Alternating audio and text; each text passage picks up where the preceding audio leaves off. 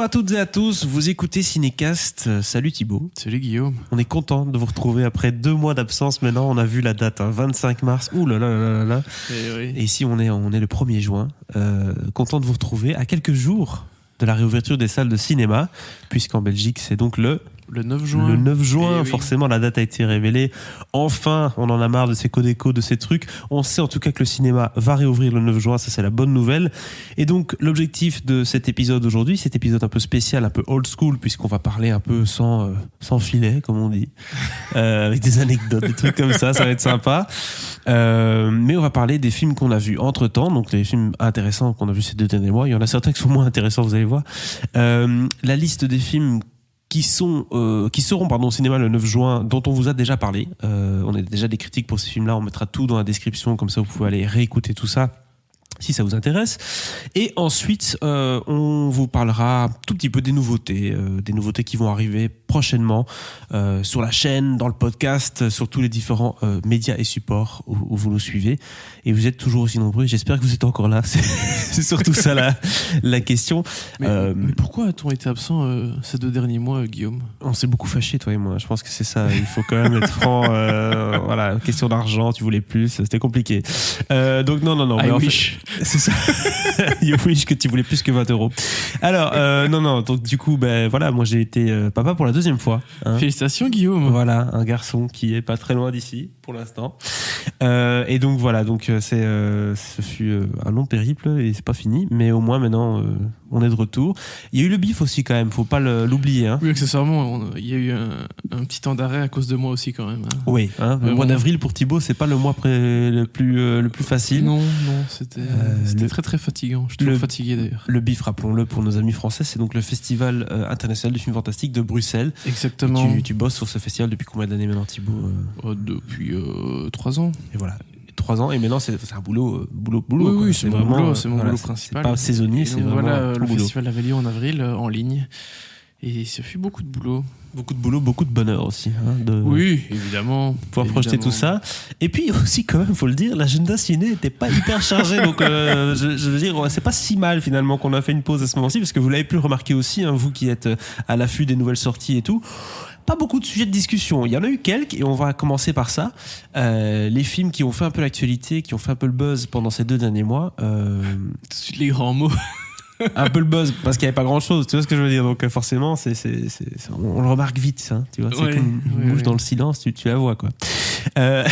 Et donc du coup, premier film sur la liste, Thibaut, il s'agit de Army of the Dead. Et ça, Army of the Dead, c'est donc le film de Zack Snyder, ce très cher Zack Snyder, qui est un film Netflix qui est sorti donc le 21 mai, donc c'est assez récent encore ça. Film d'action, bon forcément vous vous doutez bien qu'il y a des dead, il y a des zombies, il y a ça va dégommer, avec une esthétique Zack Snyderesque, on en voit des couleurs, des néons, des bazars, avec des personnages un peu hauts en couleur et peut-être un peu fins dans la tête. Qu'est-ce que tu en as pensé toi Thibaut de ce Army of the Dead, et est-ce que tu vas le conseiller à nos auditeurs en rattrapage ?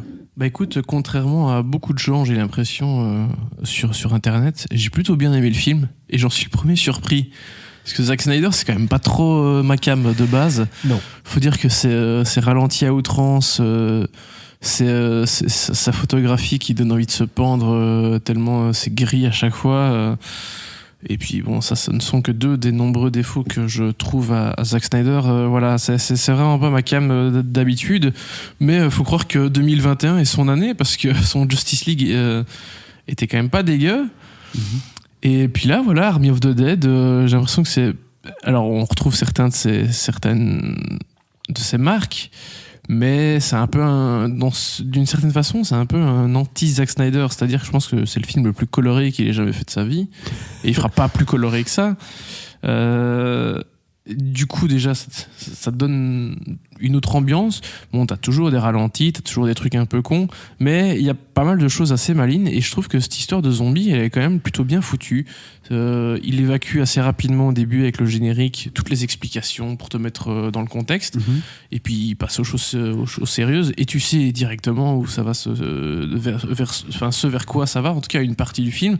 C'est-à-dire que c'est des gens qui doivent aller récupérer une grosse somme d'argent dans Las Vegas, mais Las Vegas qui est tombé en ruine parce que qui a été mis sous sous quarantaine depuis quelques années parce qu'il y a une espèce d'invasion de zombies. Pendant qu'il t'explique le plan, il te montre le plan comment c'est censé se dérouler. Évidemment, tu sais très bien que ça va pas se dérouler comme c'est prévu, sinon ça n'a aucun intérêt.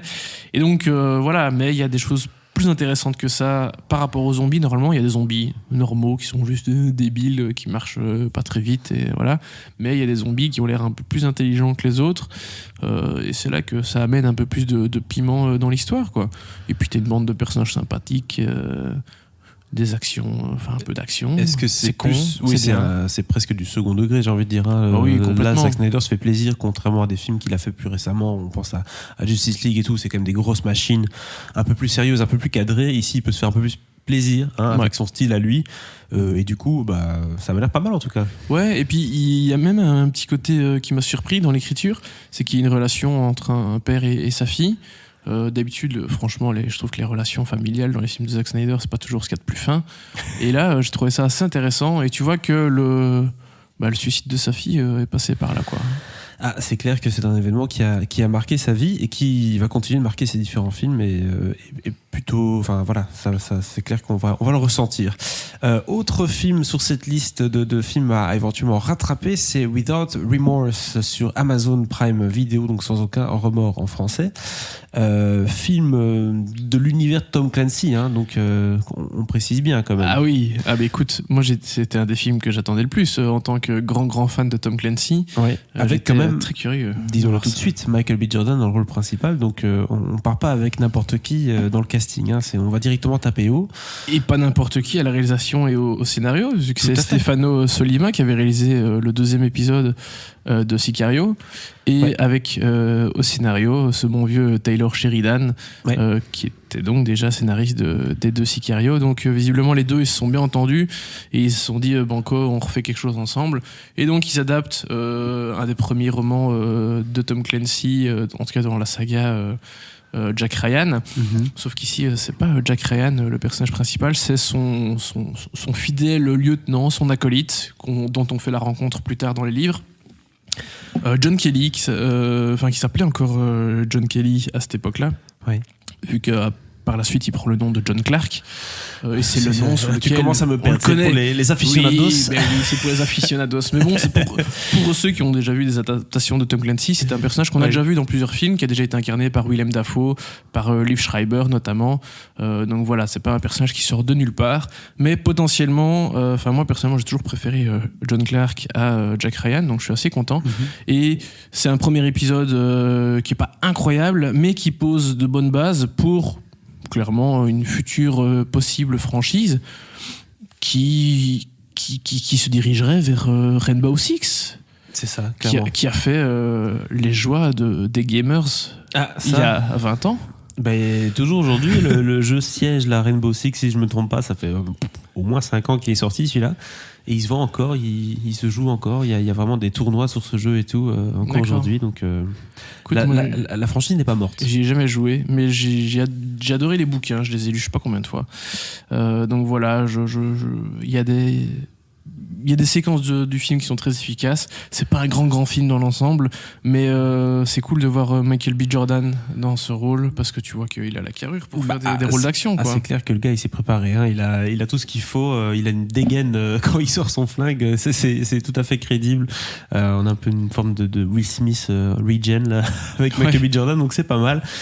Écoute, ça a l'air d'être plaisant, mais sans beaucoup plus, hein. J'ai pas l'impression non plus que c'est un chef-d'œuvre, hein. T'es pas en train de Non, c'est voilà. pas un chef-d'œuvre, mais voilà, c'est pour les fans éventuellement de Tom Clancy, ce qui est mon cas. Donc voilà, j'ai passé plutôt un bon moment, mais c'est pas incroyable, et surtout je suis curieux de voir ce qu'ils vont en faire. C'est ça qui m'intéresse le plus. Ouais, exactement. Et puis si vous étiez un peu en manque d'action, voilà, Without Remorse sur Amazon Prime Video.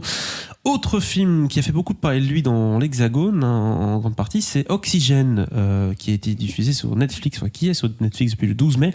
Film de Alexandre Aja, le roi de l'horreur depuis la colline à des yeux, Piranha 3D, hein, n'oublions pas ce film. Il en a fait encore plusieurs, hein, des films d'horreur avec des concepts un peu particuliers. Ici, il trouve tout simplement Mélanie Laurent dans le rôle principal de son film. Donc ça, c'est quand même une combinaison assez intéressante. Mélanie Laurent dans un film d'horreur comme ça par Alexandre Aja sur Netflix. Dis-moi de quoi ça parle. Ça a l'air un peu particulier, hein, un truc de cryogénie là, cryogénique. Pardon, j'ai pas très bien compris le concept. Écoute, globalement, c'est Mélanie Laurent toute seule dans une boîte. C'est Buried, quoi, le film avec. Exactement. Oui, c'est Buried. C'était Ryan Reynolds, non Pardon ? C'était Ryan Reynolds qui jouait dans Buried. C'était Ryan Reynolds qui jouait dans Buried, ouais. Écoute, oui, sur le principe, c'est un peu la même chose. Donc, c'est un personnage seul, qui se réveille seul dans cette boîte, qui est une boîte d'assistance médicalisée. Et donc, elle est toute seule. Le seul contact, entre guillemets, qu'elle a, c'est avec la voix de l'intelligence artificielle qui est dans la boîte, si tu veux, du système. Voilà. Okay. Voix qui est celle de Mathieu Amalric en français. Allez. Donc, je vais pas en dire beaucoup plus. Il vont se passer plein de choses. Il faut d'abord comprendre qui elle est, ce qu'elle fait là, pourquoi, comment est-ce qu'elle peut s'en sortir. Enfin bref, tout le tralala. Je vais pas en dire plus pour ne rien dévoiler. Mais c'est un film qui a quelques surprises. Voilà, parce que effectivement, oui, tu penses savoir plus ou moins où ça va, et puis tiens, peut-être pas, et puis peut-être si. Bref, tu te poses des questions en tant que spectateur, et c'est plutôt bien foutu, parce qu'il y a des grosses surprises aussi. Il n'y a pas juste des petites surprises. Pas mal, bien joué, tu vois. Il y a vraiment pas mal, il y a des choses sympas. Parce que l'exercice dans ce genre de film, et c'est très compliqué de faire un film qui tient à la route dans un endroit unique, un espèce de cercueil ou autre, dans ce genre. Hein. Je crois qu'il dure 1h40, quelque chose comme ça, voilà, je pense. donc il faut que ça envoie, quoi. Hein, donc, et là, visiblement, ça a l'air d'être le cas. Donc, oui, je trouve que ça tient la route, ça s'essouffle pas. Pas mal, essoufflé, oxygène. Bien vu. Je n'y pensais même pas. C'est le premier épisode après 2 mois, donc tu vois, il faut que ça se réchauffe un peu là. Il faut s'y remettre. Oui. Mais écoute, voilà, Mélanie Laurent, tu l'attends vraiment pas dans le cinéma de genre. Alexandre Aja, c'est le fer de lance du cinéma de genre français. C'est pas un mariage qui se fait automatiquement dans notre tête, quoi. Hein, tu te dis pas, oui, Alexandre Aja, Mélanie Laurent, film de genre, bah oui. Et Mathieu Amalric non plus, cela dit. Pas du tout, c'est pour ça que j'étais étonné. Eh ben, ça fonctionne bien, voilà. J'étais assez agréablement surpris par l'ensemble. Donc voilà, plutôt une bonne pioche. Et si vous avez l'occasion de le rattraper, rattrapez-le, voilà, tout simplement.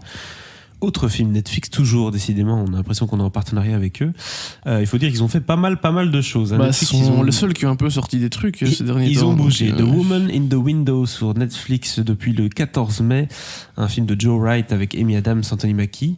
Entre autres, il y a aussi Gary Oldman au casting, rien que ça, Julianne Moore, enfin voilà, c'est de nouveau du beau monde. Et qui dit fenêtre, hein, tu vois, tous les films où il y a fenêtre dedans, c'est toujours des films à suspense.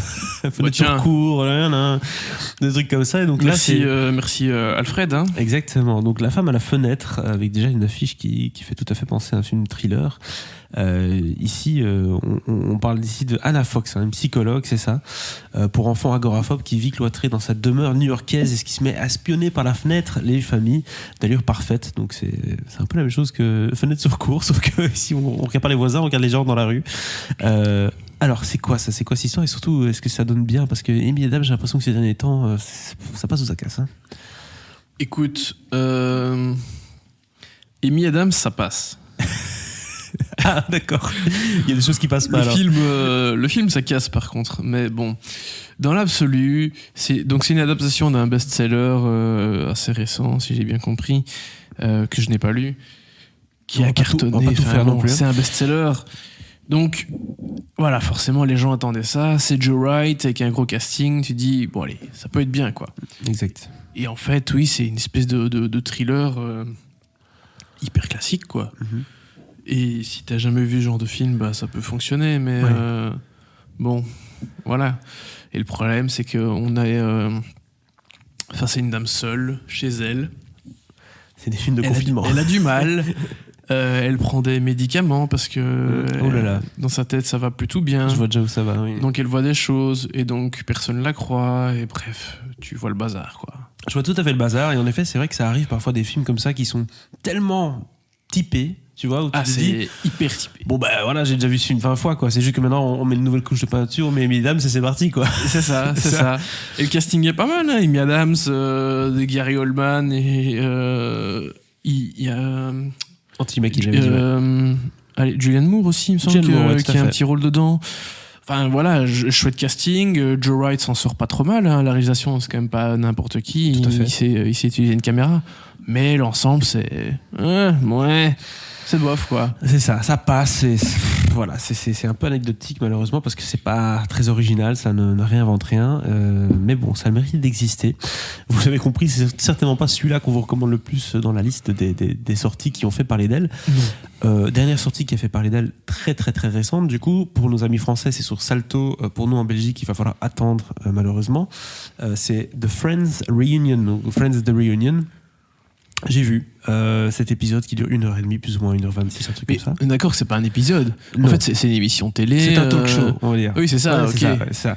Donc en fait, c'est un talk show qui se situe en 3 parties. Il y a une partie où les acteurs de Friends, donc la série originale, reviennent sur les plateaux qui ont été reconstruits à l'identique pour l'occasion de cette réunion.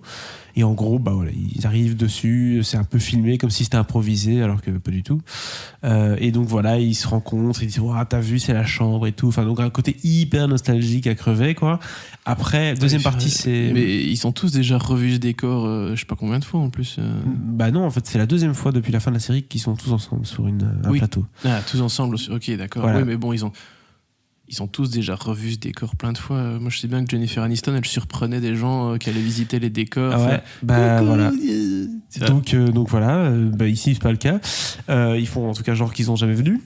Et deuxième partie du truc, c'est une interview avec James Corden. Donc là c'est vraiment talk show. Oh non, ça y est, hop, oui, stop. Et des surprises, il y a des guests, tu vois, genre Justin Bieber. Est-ce qu'on peut arrêter avec James Corden, s'il vous plaît? Oui. Dans tout. Pour moi on peut. Au cinéma, faut arrêter. Pour moi quoi. on peut. Bref, et troisième partie, c'est eux qui sont assis dans le canapé et qui font un jeu de société basé sur Friends. Ok. Voilà. Et c'est tout. Jeu de société. Inventé, c'est Ross qui a fait. Enfin, c'est Ross. Oui, David Schwimmer. Pardon, excusez-moi, David. Qui fait sur un tableau des post-it, d'accord. Un peu comme dans un épisode, je pense qu'il y a un épisode avec ça. Ouais. Où ils doivent justement se battre pour garder l'appartement, un truc comme ça. Et donc là, c'était l'idée de refaire ça, mais avec genre des anecdotes sur la série. On n'apprend pas grand-chose, à part une grosse anecdote quand même qui tâche un peu pour les amateurs de la série. C'est un peu, je vais pas le dire forcément, c'est un peu la surprise de l'épisode. Moi j'ai envie que tu me dises. Je te dirai après si tu veux. Et donc en gros voilà, donc c'est tout. Ça ne sert. Mais si, je crois que j'ai vu. Ça ne sert absolument à rien qu'on soit bien d'accord. C'est vraiment juste pour se faire plaisir. Oui, c'est ça. Ok. C'est pour revivre des émotions. C'est pour un tout petit peu peut-être verser une petite larme à la fin. C'est que tu te dis oh là là, putain, c'était bon Friends quand même. Écoute, moi, je t'avoue que j'ai regardé la série pour la première fois de ma vie il y a 2 ans, donc. Voilà. Mais oui, mais ceux qui ont grandi avec, tu vois ce que je veux dire. Je sais. Mais donc du coup voilà, donc c'est sympathique, c'est un petit bonbon qu'on mange et puis qu'on jette. Voilà, mais ça sert pas à grand chose. Ok. Non mais ça sert à rien. Enfin tu vois ce que je veux dire, c'est juste pour se faire plaisir, mais il y a pas vraiment d'intérêt qu'on soit d'accord. Oui, aucune plus-value quoi. Exactement, ça rajoute rien à la série, ça n'enlève rien, voilà. Mais ça fait de l'audience. Parce qu'il y a beaucoup de gens qui veulent voir leur tronche ravagée à certains quand même. Hein. Oui, mais ça c'est pas gentil. Ils ont 20 ans de plus, enfin, c'est normal. Hein. Ouais, mais t'as vu la tronche de Courtney Cox? Bien maquillé quand même. Matthew Perry, c'était le pire. Mais c'est pas juste du maquillage là. T'as vu le bistouri, Matt Leblanc, ils l'ont resculpté quoi. Matt Leblanc, par contre, lui, il a sérieusement grossi, mais. Ça c'est pas grave, ça c'est l'âge. Oui, lui, à mon avis, j'ai vu une photo de Courtney Cox. Franchement, j'étais choqué. Mais Courtney Cox, c'est bouillant. Ils ont été travaillés clairement. Oui. Courtney Cox a été vachement retravaillé. C'est dommage. Mais bon, que voulez-vous? C'est toujours sympathique. Mais non. Deuxième partie de ce podcast, de cette émission de rattrapage. On va vous parler des films qui vont être au cinéma à partir du 9 juin. Des films dont on a déjà parlé. Donc certains noms vont vous dire quelque chose. On va pas s'éterniser dessus pendant des heures. Mais globalement, pour ceux qui nous écoutent depuis la France, ce sont les films qui sont déjà repasser dans vos salles à la réouverture des salles, parce que ce sont les films qui étaient tout à fait en salle ou qui allaient juste sortir au moment où ils ont fermé, quoi. Ils tournent déjà chez vous, hein, tout à fait. Ils tournent déjà bien en plus chez vous, hein. J'ai vu les chiffres en France. Leur première semaine, plus de 2 millions d'entrées, là, c'est costaud quand même. C'est très solide, vous êtes très nombreux à montrer la solidarité au cinéma et ça c'est top, et j'espère que ce sera la même chose en Belgique. Il n'y a pas de raison que ce ne soit pas d'ailleurs. Alors, la liste des films qui seront au cinéma et qu'on a déjà vu, il y en a plusieurs, on va tous les citer d'abord, rapidement. Il y a Drunk, film de Thomas Winterberg avec Mads Mikkelsen, film qui était à Cannes, enfin oui, il y était. Qui avait le label. Le label en tout cas, et est-ce qu'il a remporté un Oscar du film étranger, c'est ça lui? Je sais même plus. Oui, je pense que c'est lui. Je pense que c'est lui qui a remporté le meilleur film étranger. Bref, en tout cas, il y a le remake, hein, avec DiCaprio qui va être fait. Oui, voilà. Quelle idée de merde. Donc film attendu de partout. On va en parler juste après parce que c'est un des films vraiment coup de cœur. On vous en parlera. Mandibule de Quentin Dupieux, Mandibule, film de Quentin Dupieux, du coup, qui revient, lui, il est un peu en mode comeback. Chaque année il sort un film presque. Le prochain est prêt et potentiellement on l'attend à Cannes. Il y a eu Au Poste, puis il y a eu Le Dain, puis il y a celui-là, donc il est en train de revenir au cinéma français en force, lui. Pas pour rire, et avec des belles surprises, un beau casting, on en parlera aussi puisque ça figure aussi dans nos coups de cœur. Adieu les cons, Albert Dupontel, Virginie Efira dans un film un petit peu gaucho sur les bords mais que j'ai vu, et donc on pourra en parler aussi. Thibaut, j'ai rien contre les gauchos, hein, qu'on se le dise. Ensuite il y a Peninsula. Peninsula, conclusion de tout l'univers zombie post-apocalyptique Train pour Busan. De Train pour Busan, exactement. Garçon chiffon. Qui était sorti, ils l'ont sorti en VOD un moment, pendant ces 6 derniers mois. Et puis voilà, finalement, il va quand même sortir en salle, donc c'est une bonne chose. Oui, Garçon chiffon. Voilà que le nom m'échappe. De Nicolas Maury. Nicolas Maury, je savais, mais Nicolas, j'ai oublié. Nicolas Maury, du coup, de la série 10%, qui a réalisé... Qui va aussi avoir un remake anglais, celui-là. Ah ouais, je ne savais pas ça. Et oui. Ça m'intéresse. Parce que 10% d'Angleterre, ça peut te donner quelque chose, ou aux États-Unis aussi, d'ailleurs, mais bon, entourage. Oui. D'ailleurs, ils vont faire un film 10%, j'ai vu, pour vraiment conclure, parce que chaque année ils disent que c'est la dernière saison, et puis ils en font encore une, et puis ils en font une. Et maintenant que Kamikota a une carrière international, ils peuvent plus la caser pour 6 épisodes. Ça, c'est sûr que c'est plus possible. Moi aussi. Elle l'abandonnera. Camille, s'il te plaît. Reviens à ta source. Oui. Voilà. Donc voilà, ils ont prévu un film pour clôturer le bazar, et il y aura une série remake anglaise. Voilà, comme ça, tu sais. Why not? Clairement, why not? Calamity. Donc là, on rentre un peu dans des films pour enfants. Plus pour enfants, clairement. 100%. Oui. Calamity, ça vous dit directement quelque chose, hein, Calamity Jane, etc. Donc, on y est. Voilà. On y est, clairement. Polly. Nouveau question de chevaux, dans ces cas-ci. Et ensuite, on termine par Petit Vampire. Là, par contre, on change un peu de style. Petit Vampire adapté de la BD, je pense. Exactement. Tout à fait. Donc ça, on a déjà parlé de tout ça. Les liens sont dans la description. On va s'attarder sur les 3 premiers films, je l'avais dit. Le premier d'entre eux, c'est donc Drunk de Thomas Winterberg avec Mads Mikkelsen et toute sa bande, hein, puisque c'est une bande d'un peu d'habitués, j'ai l'impression, chez Thomas Winterberg. Il va chercher Thomas Bo Larsen, etc. Magnus Millang aussi. Film, lui, c'est celui-là que je vais voir, hein. Clairement, je l'ai pas encore vu. Je sais qu'il est disponible de manière illégale, mais franchement, c'est pas bien de faire ça quand le cinéma réouvre, hein, clairement. Donc j'attends la sortie en salle pour le voir et aller le voir directement, parce que c'est un film qui m'interpelle en tant que consommateur d'alcool, non, en tant que être humain tout court, puisque je trouve que le synopsis est hyper intéressant. C'est donc 4 amis qui décident de mettre en place une théorie qui explique en fait que l'homme est en déficit d'alcool. En fait, on devrait au quotidien avoir 0,2, je pense, dans le corps, ce qui équivaut à une bonne bière ou un truc comme ça, pour pouvoir fonctionner en pleine efficacité, puisque tout le monde le sait, une petite bière détend les esprits. Ce qu'ils vont faire, hein, ils vont chaque jour mesurer leur taux d'alcool dans le sang et boire pour avoir toujours 0,2, qui va avoir des effets très positifs jusqu'à un certain point. Forcément, on va pas tout révéler, mais c'est un film qui a l'air d'être une excellente introspection sur l'homme qui grandit, l'homme qui se réinvente, l'homme qui passe par les changements de la vie, la vieillesse, etc. etc. L'homme qui abuse aussi. Oui, forcément, l'homme qui abuse, hein, l'homme qui fouille ses défauts, l'homme qui se tourne vers la bouteille, ça c'est clair. Film que tu avais découvert il y a longtemps maintenant, Thibaut. Oui, en septembre. En septembre, c'est ça. puisqu'il bénéficiait du label Cannes 2020 et qui, comme on l'a dit, a fait grand bruit. Est-ce que tu as quelque chose à dire de particulier sur ce film? On avait déjà fait la critique, mais je pense que ça tourne surtout autour de Mads Mikkelsen et Thomas Winterberg, je suppose. Ah bah écoute, oui, Mads et les trois autres, parce que c'est vraiment un ensemble de quatre, d'une bande de quatre, et c'est vrai qu'ils sont géniaux, absolument géniaux. Et c'est un film auquel j'ai pas mal repensé depuis que je l'ai vu et que je reverrai avec grand plaisir. Donc je sais pas si j'aurai l'occasion d'aller le voir là maintenant à sa ressortie, mais si j'en ai l'opportunité, oui, je le ferai parce que c'est vraiment génial. Et puis il y a vraiment des grandes scènes, quoi. Les grandes scènes, ça a l'air d'être intense et ça a l'air d'être bien fun aussi. Donc tout ce qu'on attend d'un bon film cinéma, surtout qu'il commence à faire beau, tu vois, ça commence un peu à être un film qui a l'air plutôt pas mal pour la saison. Deuxième film qu'on va vraiment mettre en avant, c'est Mandibule, du coup, de Quentin Dupieux. Toi, je me rappelle plus très bien, ça date d'il y a longtemps. Ton impression sur ce film-là, elle était bonne, mais en même temps, t'avais quand même quelques réserves, non ? Non, c'était pas bon, de réserve. Oui, c'était bien. C'était pas sur le duo principal David Marseille, Grégoire Ludig du Palmacho. Absolument pas. Non, ils sont top de chez top. Moi, j'adore. Je suis un grand client. Parce que ce qui est intéressant dans ce film-ci, c'est que donc il y a un duo de tête, mais à un moment donné, le film tourne un peu au film d'ensemble, en fait. On a quand même d'autres acteurs qui viennent se rejoindre au casting, au film. Disons qu'à un moment, ils vont rejoindre des gens dans une villa parce qu'il y a une fille, ils croisent des gens, et il y en a une, elle pense qu'un des deux gars était avec elle à l'école, en fait. Alors que non, mais il lui ressemble vraiment très fort. Du coup, elle les invite dans sa villa, quoi.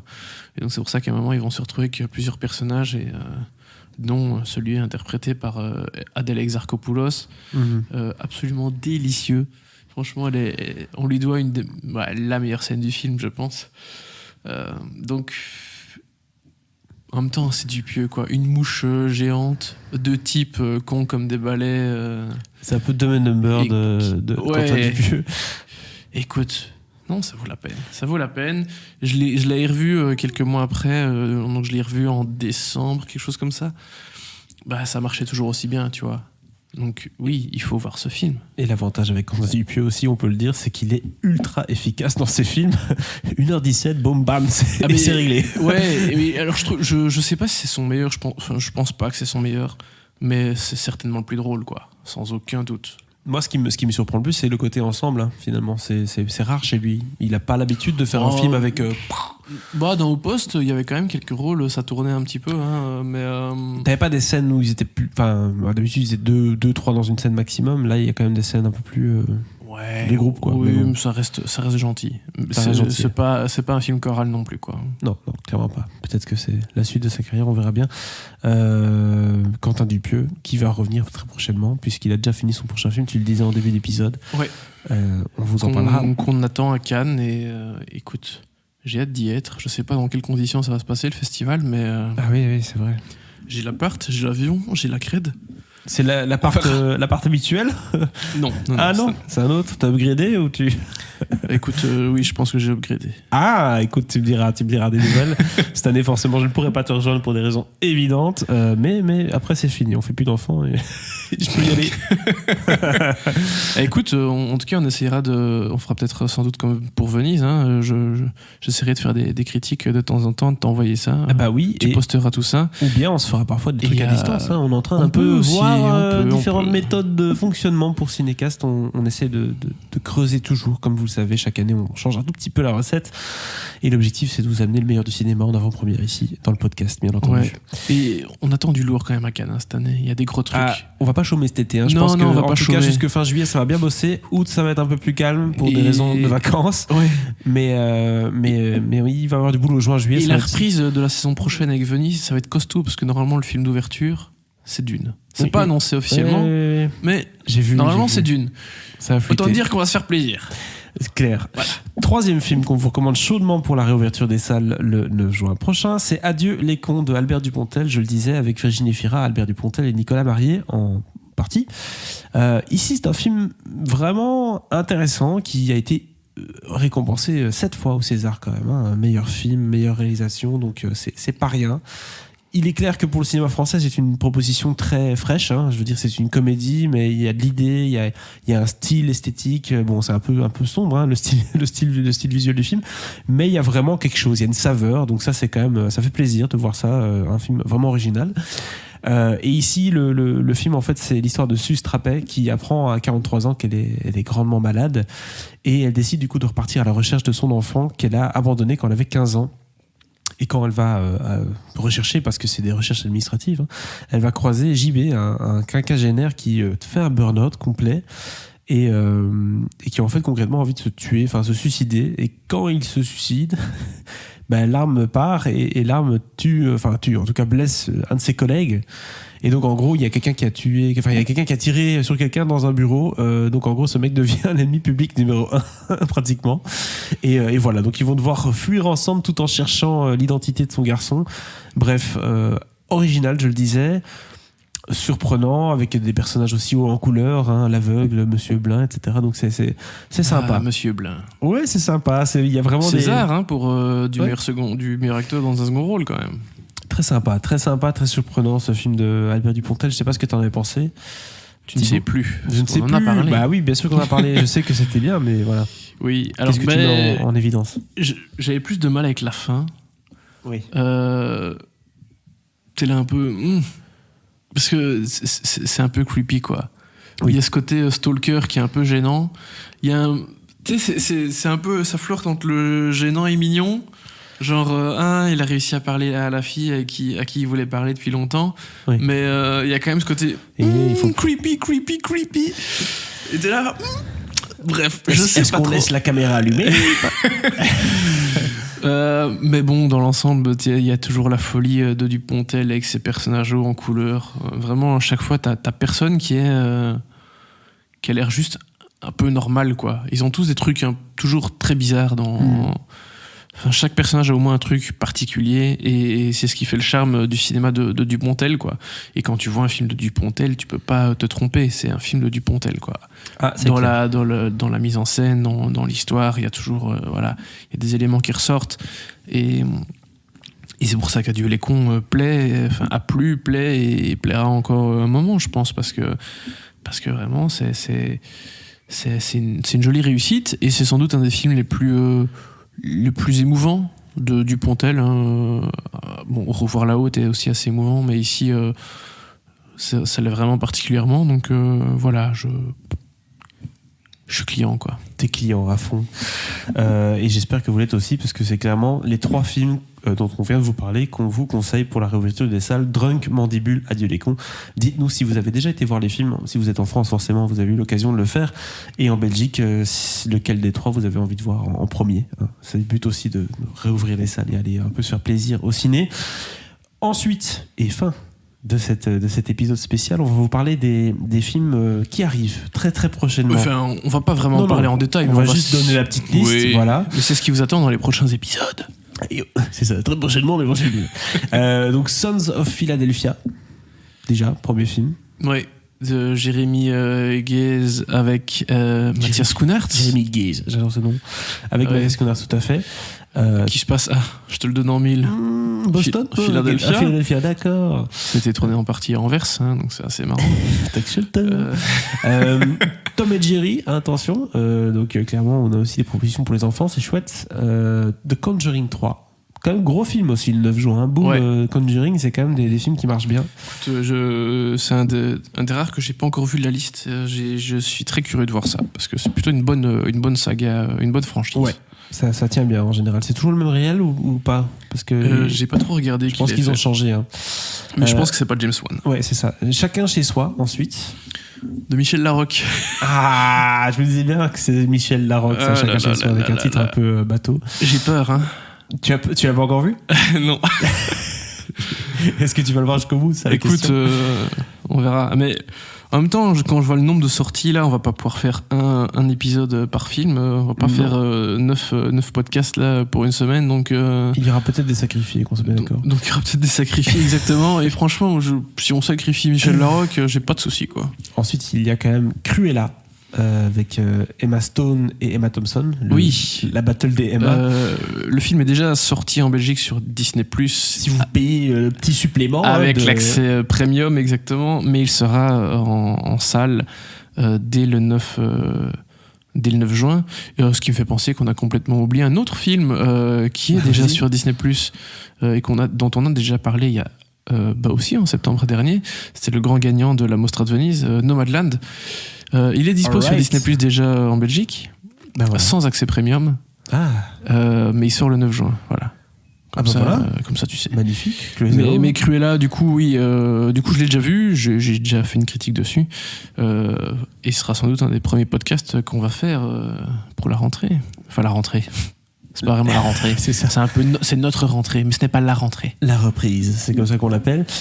Slalom également, ensuite. La Belle Cannes 2020. La Belle Cannes 2020. Miss, ça c'est... Je te laisse parler. Que j'avais vu au FIF. Sur un garçon, un jeune homme qui veut participer au concours Miss France et qui va donc se faire passer pour une jeune demoiselle. La supercherie va-t-elle marcher ou pas C'est ça. Et ensuite Voyagers, Voyagers, c'est comme ça qu'on l'appelle. Un film de science-fiction avec Lily Rose Depp, avec le type de Finn Wolfhard. Le gars en tout cas, de Dunkerque. Si vous suivez Thibaut sur Twitter, vous savez déjà son avis sur ce film. C'était pas bien. J'ai vu qu'il était sorti en France dans 4 salles et un jour il a fait 17 spectateurs. Voilà. Ça en dit long. Sur les 4 salles. Oui, ça en dit vraiment long et ton tweet en disait long aussi. C'est la petite sortie technique. Écoute, exactement. Voilà. Et on vous parlera accessoirement de Loki. Aussi, si je le vois à temps, enfin si je vois le premier ou les premiers épisodes à temps, mais oui, nouvelle série Marvel sur Disney+. Avec Hiddleston, hein. Oui, avec Tom Hiddleston qui reprend son rôle de Loki. Bon, après, a priori, on va redélaisser un petit peu les sorties séries. Oui, non, l'objectif c'est de se concentrer sur le cinéma et de vous livrer nos avis en avant-première. On l'a fait. Voilà, on a parlé pas mal de séries ces derniers mois parce que il y avait plus que ça, le streaming. Donc voilà, on a parlé un peu plus séries. Et on continuera un petit peu si on a l'occasion pour des grandes séries événements, mais voilà, c'est pas l'objectif non plus. Mais c'est vrai que quand on peut vous parler de certains contenus en avant-première, on va continuer à le faire. Et on le fera encore longtemps. On l'espère en tout cas. Oui. Donc voilà. Tant que les cinémas seront ouverts.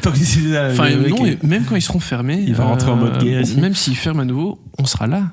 Oui, donc il y a des films. Et Thibaut l'a sous-entendu, cet été tu vas à Cannes, si tout se passe bien. Je vais à Cannes au mois de juillet, exactement. Et Venise en septembre. Donc, Et je vais à Venise en septembre. Il y aura des exclus. Mais on ne parle que d'exclus, Guillaume. Que d'exclus. Enfin, d'exclus. Hein, oui. D'exclus tant que nous avons l'exclu, parce qu'à un moment donné, tout le monde l'a. Et vu qu'il y a un embargo, en général, tout le monde l'a en même temps. Mais bon, voilà, c'est le cinéma, ça marche comme ça.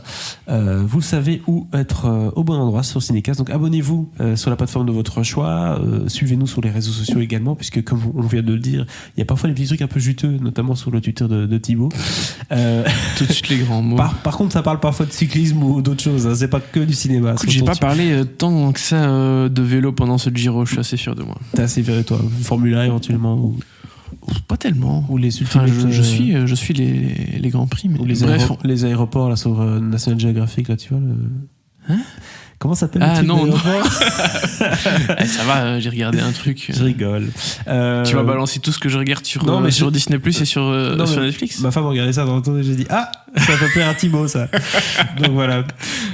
Bref, que vouliez-vous. On est content d'être de retour. Ça fait plaisir après 2 mois de vous retrouver, de se retrouver aussi pour Cinécast. On a hâte de vous parler de tous ces films là et plus encore. Donc, à très bientôt. Merci de nous avoir écoutés. Des bisous. Ciao ciao.